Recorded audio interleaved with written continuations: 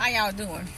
I'm going to talk to you today. I'm inside the car with the air conditioner on. There's a lot of noise at the mall, okay, plus it's a heat wave. But I'm in the car. Hopefully the air conditioner will work and I'm cooling off a little bit. But I'm going to talk about knowing your enemy. You need to know your enemy. You need to study. What is to know your enemy? It means to study your enemy. Everybody has enemies. I've had enemies since the day I was born, okay? Who knew? But I've had enemies since the day I was born. If you don't have any enemies, you're just dumb and stupid, okay? Because everybody has enemies, okay? Now, King David said, my enemy knows my going out and my coming in. He knows everything about him. Okay. So, it's scriptural to have enemies. God called a certain ethnic groups the enemies of Israel. Okay. His enemies, therefore his enemy. Okay. If you are a victim of child abuse and the abuse is coming from your mother, your father, your sister, your brother, your cousin, stepfather, stepmother, etc., then they are your enemy, okay? And you have to deal with them. If you are a victim of bullies in middle school, high school, or even elementary school, and you're being bullied, that person is your enemy. And you know what? You need to study that enemy. Why is that person like that? You may find out that they live in the shack. They're dirt poor. Their father beats them, so they're taking it out on you. Like I said, when I was in high school, I had two persistent enemies, Geraldine and Sharetta, and I don't know why, because they weren't even in my social circle. They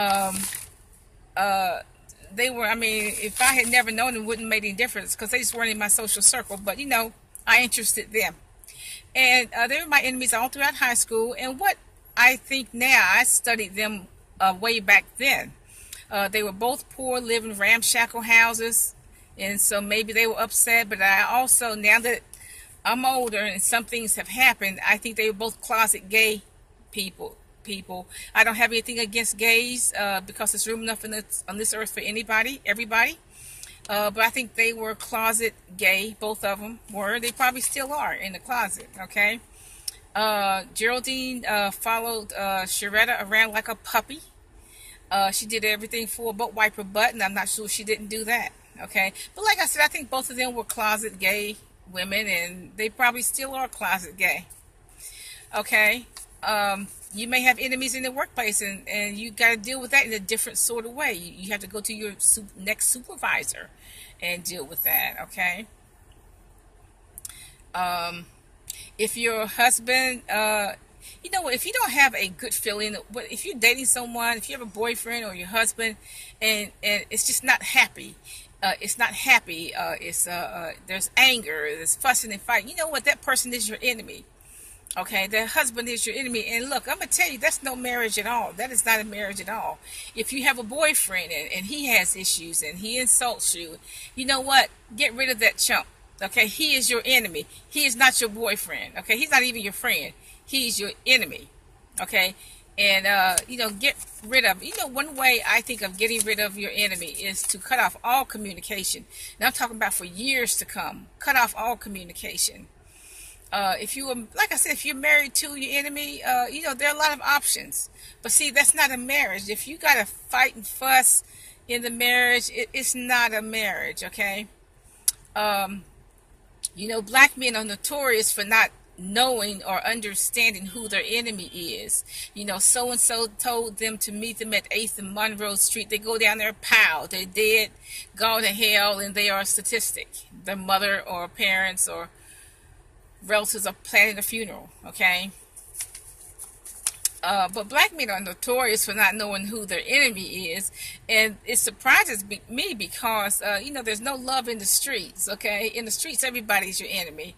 Okay. Now, I have a sister that's about 4 years older than I am. I don't know if she's still living, but she was my enemy. She was the enemy of everybody in the house. The wallpaper was her enemy. The non-working fireplace was her enemy.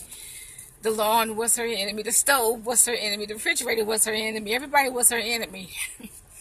But over the years now, when I was that young, I couldn't process anything. But as I have gotten older, I've been able to process it, and I've studied her and kind of understood her as I've gotten older. And the truth was, she was a loser. She did not want an education. Her grades stank. She didn't halfway go to school. She was a loser, and wouldn't admit that she was a loser.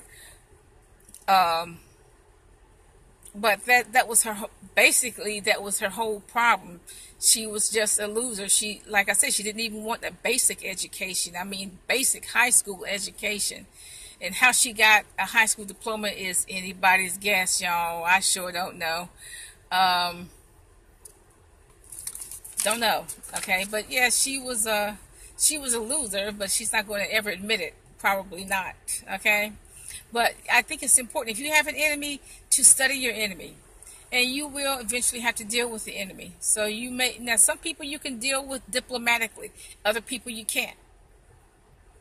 Okay, some people you have to use other means. Okay, have a nice day.